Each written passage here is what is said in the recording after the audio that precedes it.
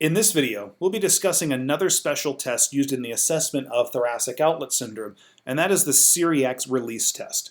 To perform the Cyriax release test, the patient will be positioned and seated as you see over here, and the PT stands behind the patient.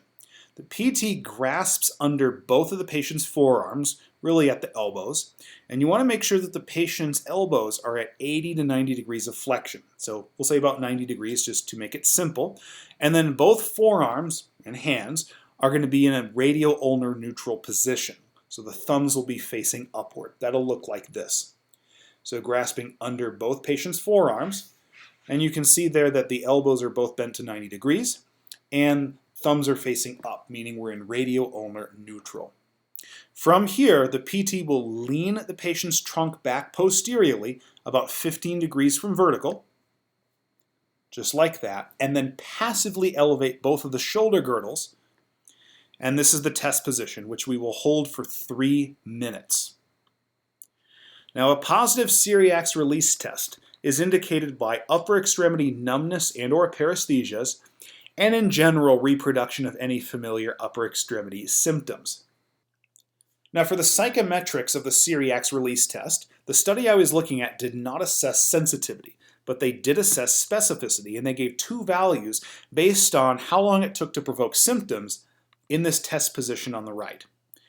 Now, the specificity for reaching symptoms in under a minute in the test position was 97%. The specificity for reaching symptoms between 1 and 3 minutes in the test position was 88%. Okay? Meaning, if you perform the Cyriax release test on a patient and they get symptoms in, let's say, 30 seconds, well, then there's a 97% chance that they have thoracic outlet syndrome. If you perform this test and it takes, let's say, a minute and a half for the person to reach symptom provocation, well, then there's an 88% chance that they have thoracic outlet syndrome. Either way, the Cyriax release test has pretty good specificity.